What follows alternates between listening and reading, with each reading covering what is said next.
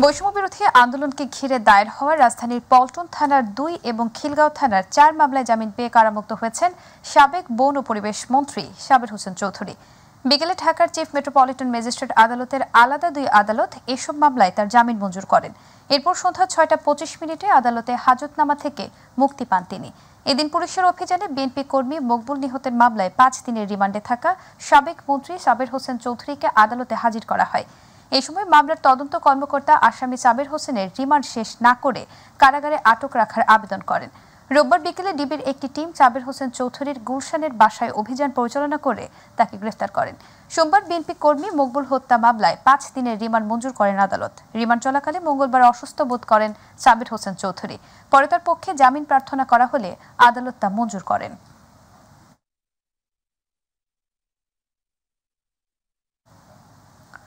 যাত্রাবাড়ী থানায় দায়েরকৃত হত্যা মামলায় সাবেক মন্ত্রী দীপুমণি, জুনায়েদ আহমেদ পলক, সাবেক প্রধানমন্ত্রী শেখ হাসিনার শিল্প উপদেষ্টা সালমান এফ রহমান এবং সাবেক পুলিশ প্রধান চৌধুরী আব্দুল্লাহ মামুনের ৫ দিনের রিমান্ড মঞ্জুর করেছেন আদালত। মঙ্গলবার ঢাকার চিফ মেট্রোপলিটন ম্যাজিস্ট্রেটের একটি আদালত এ আদেশ দেন। এছাড়া যাত্রাবাড়ী থানার আলাদা হত্যা মামলায় ঢাকা মহানগর গোয়েন্দা পুলিশের লালবাগ বিভাগের সাবেক উপপুলিশ কমিশনার মশিউর রহমান, সাবেক পুলিশ প্রধান চৌধুরী আব্দুল্লাহ মামুন ৪ দিনের রিমান্ড করেছেন আদালত।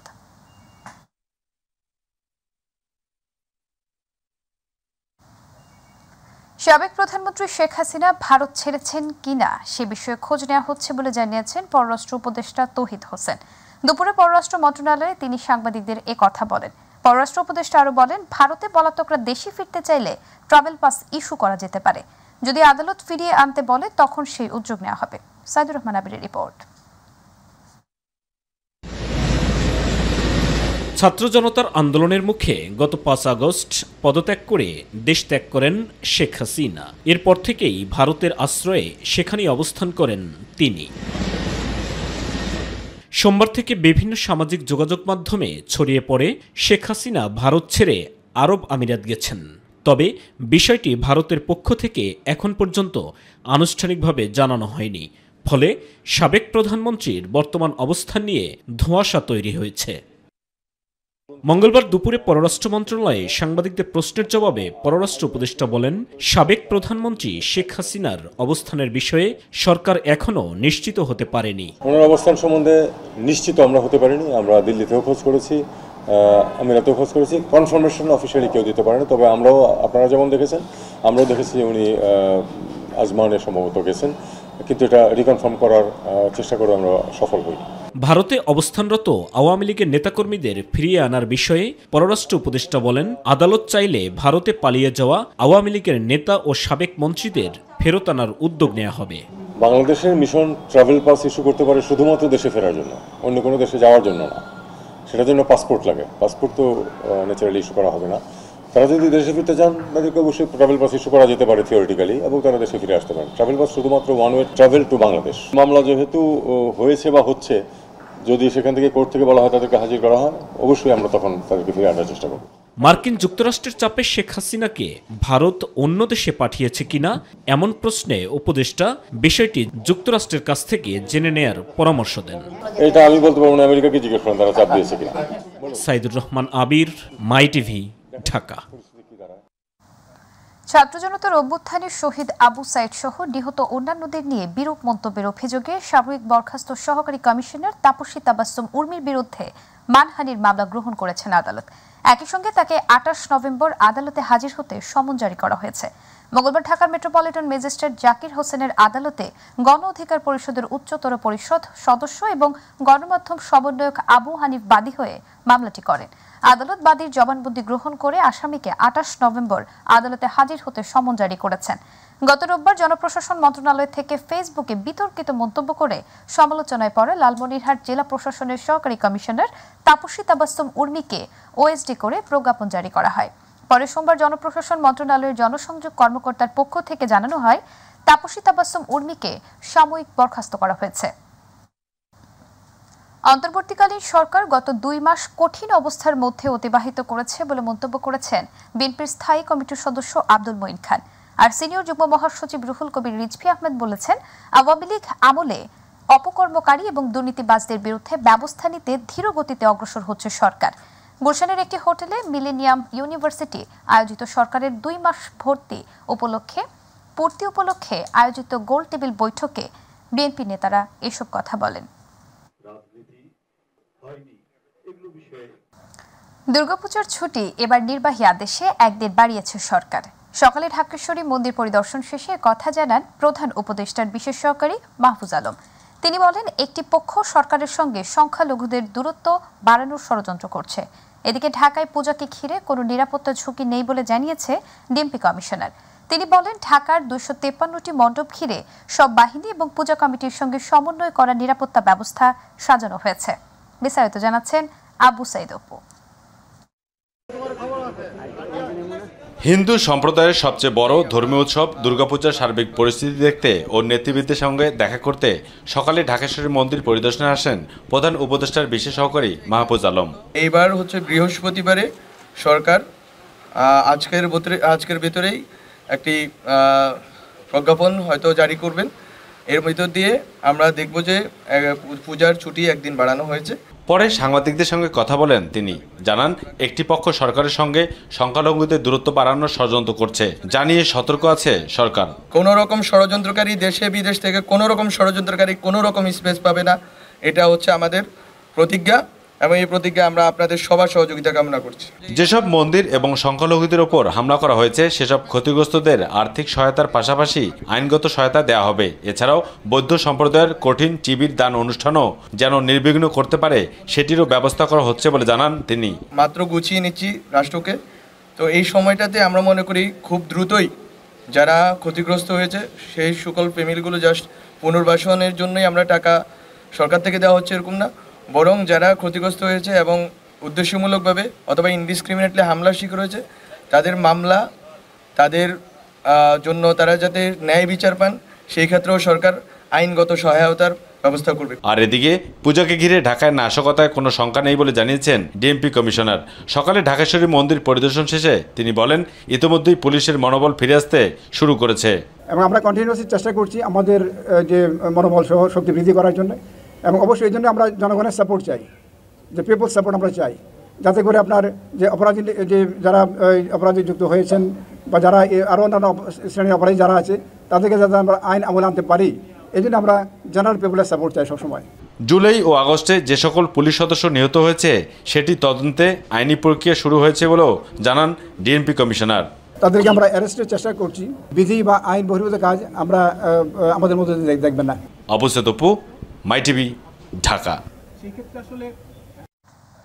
স্বরাষ্ট্র এবং কৃষি উপদেষ্টা অবসরপ্রাপ্ত লেফটেন্যান্ট জেনারেল মোহাম্মদ জাহাঙ্গীর আলম চৌধুরী বলেছেন, এবারের পূজা ভালোভাবে হবে।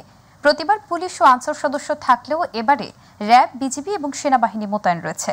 সকালে গাজীপুরের কৃষি গবেষণা ইনস্টিটিউট পরিদর্শন এবং মতবিনিময়ের আগে সাংবাদিকদের প্রশ্নের জবাবে এসব কথা বলেন তিনি। উপদেষ্টা আরও বলেন, বাজার সিন্ডিকেট নিয়ন্ত্রণের চেষ্টা করা হচ্ছে। খুব শীঘ্রই নিত্যপণ্যের দাম সহনীয় পর্যায়ে চলে আসবে। দুর্গাপূজার কোনো ধরনের কোনো শঙ্কা নেই। বাড়তি নিরাপত্তা ধরেন যে আমাদের তো ধরেন নর্মাল টাইমে পুলিশ থাকে, আনসার থাকে এবং এই লোকাল যে যারা ভিডিপি তারা থাকে। এবার সব ধরনের বাহিনী ডিপ্লয় করা হয়েছে। এবার পূজা খুব ভালোভাবে হবে। আমি আশা করব যে এবার কোনো ধরনের কোনো রকমের কোনো সমস্যা। আরও অবনতি হয়েছে ময়মনসিংহের হালুয়াঘাট, ধোবাউড়া এবং ফুলপুর উপজেলার বন্যা পরিস্থিতি। থেমে থেমে বৃষ্টি আর পাহাড়ি ঢলের পানিতে চরম ভোগান্তিতে পড়েছে এসব অঞ্চলের মানুষ। দেখা দিয়েছে খাবার পানি এবং বিশুদ্ধ খাবারের অভাব। পরিস্থিতি মোকাবেলায় স্থানীয় প্রশাসন কাজ করলেও আশানুরূপ সহযোগিতা না পাওয়ার অভিযোগ বানভাসীদের। প্রতিনিধি সাইফুল ইসলামের রিপোর্ট, জানাচ্ছেন এসএম আরিফ। ময়মনসিংহের হালুয়াঘাট, ধোবাউড়া ও ফুলপুর উপজেলার বন্যা পরিস্থিতি আরও অবনতি হয়েছে। থেমে থেমে বৃষ্টি আর পাহাড়ি ঢলে কংস ও নেতাই নদীর পানি বৃদ্ধি পেয়েছে। চরম ভোগান্তিতে পড়েছে সাধারণ মানুষ। ধোবাউড়া উপজেলায় নতুন করে আরও 26টি গ্রাম প্লাবিত হয়েছে। প্রায় 2 লক্ষাধিক মানুষ এখনও পানিবন্দী। তাতে খাবার এবং বিশুদ্ধ পানির চরম সংকট দেখা দিয়েছে। আশানুরূপ সহযোগিতা না পাওয়ায় ক্ষুব্ধ বানভাসী মানুষ। কষ্ট মষ্ট আসি নাতি হুতি লইয়া কান্দা গাড়ি করে খাওয়া খাইতে দিতারি না, কোনো সাহায্য হইতেছি না। 7 দিন ধরে কোনো রান্না বান্না নাই, কোনো খাওয়া খাদ্য খুব কষ্টে আছি। এদিকে বন্যায় উপজেলার ৮০% ফসলের ক্ষতি হয়েছে বলে জানান উপজেলা কৃষি কর্মকর্তা। ১৩,৮৯৫ হেক্টরের মধ্যে ১১,৭০০ হেক্টর নিমজ্জিত, সম্পূর্ণ নিমজ্জিত ৭,৫০০ হেক্টর এবং আংশিক নিমজ্জিত ৪,২০০ হেক্টর। নতুন করে বেশ কয়েকটি এলাকা প্লাবিত হওয়ার কথা জানিয়ে উপজেলা নির্বাহী অফিসার বলেন, বানভাসী মানুষের মাঝে ওষুধ ও শুকনো খাবার বিতরণ করা হচ্ছে। এই যাবৎ ২৬টা গ্রামের তথ্য পেয়েছি। তো এগুলোর জন্য আমরা ইমিডিয়েট যে ব্যবস্থাটা নিয়েছি সেটা হচ্ছে যেগুলো নতুন প্লাবিত মানুষজনকে রেস্কিউ করে নিয়ে আসছি। ওনারা অনেকে আশ্রয় কেন্দ্রে আছে, ওরা রেডি খাদ্য দেওয়ার ব্যবস্থা নিয়েছি, যে এখনই হয়তো আমরা এটা বিতরণের উদ্দেশ্যে বের হব। বন্যার্তদের মাঝে শুকনো খাবার ও ত্রাণ সামগ্রী বিতরণে সেনাবাহিনী সহ কাজ করছে বিভিন্ন সংগঠন। এস.এম. আরিফ, মাই টিভি। 2023-24 সালের জরিপ অনুযায়ী সুন্দরবনে বর্তমানে বাঘের সংখ্যা ১২৫টি। 2018 সালের তুলনায় এবার বাঘের সংখ্যা বেড়েছে ৯.৬৫%। সচিবালয়ে আয়োজিত সংবাদ সম্মেলনে এসব তথ্য জানান পরিবেশ, বন ও জলবায়ু পরিবর্তন উপদেষ্টা সৈয়দা রিজওয়ানা হাসান। এদিকে আগামী 20 অক্টোবরের মধ্যে সেন্ট মার্টিন সম্পর্কে কর্মপরিকল্পনা দেয়া হবে বলেও জানান সৈয়দা রিজওয়ানা হাসান। বিস্তারিত জানাচ্ছেন রাকিব হাসান। বাংলাদেশের জাতীয় পশু বাঘ। IUCN কর্তৃক বাঘকে বাংলাদেশের অতি বিপন্ন প্রজাতির প্রাণী হিসেবে তালিকাভুক্ত করা হয়েছে।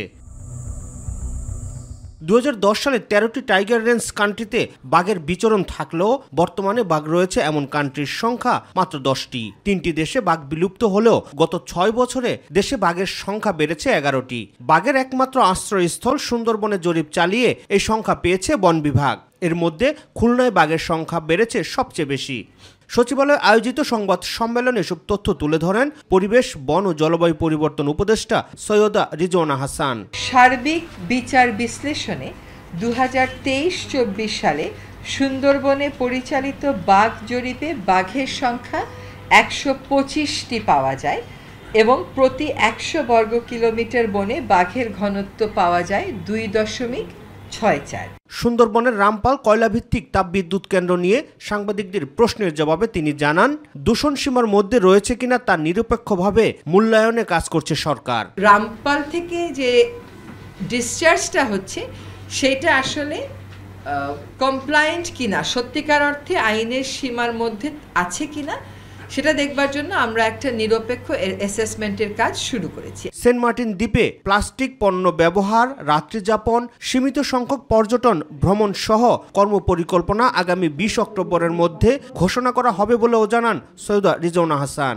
যারা হোটেল মালিক আছেন ওখানে এবং যারা জাহাজ পরিচালনা করেন তাদের যখন আমি মতামতগুলো পাবো, তারপরে সরকারি সংস্থার সাথে কথা বলে আমি আশা করি 20 অক্টোবরের মধ্যে সেন্ট মার্টিনের ব্যাপারে আমাদের কর্মপরিকল্পনাটা আমরা দিতে পারবো। সেন্ট মার্টিনে আরেকটা বড়। রাকিব হাসান, মাই টিভি, ঢাকা।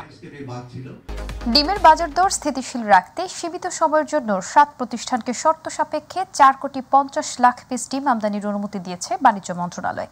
আজ বাণিজ্য মন্ত্রণালয়ের অভ্যন্তরীণ বাণিজ্য 1 শাখা থেকে এই অনুমোদন দেওয়া হয়।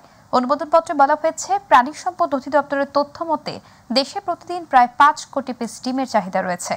বর্তমানে ডিমের বাজার পরিস্থিতি বিবেচনা এবং বাজার দর স্থিতিশীল রাখার লক্ষ্যে সাময়িকভাবে সীমিত সময়ের জন্য 7টি প্রতিষ্ঠানকে 4.5 কোটি ডিম আমদানির অনুমতি দেওয়া হয়েছে। এই আমদানির অনুমতির মেয়াদ আগামী 31 ডিসেম্বর পর্যন্ত বহাল থাকবে।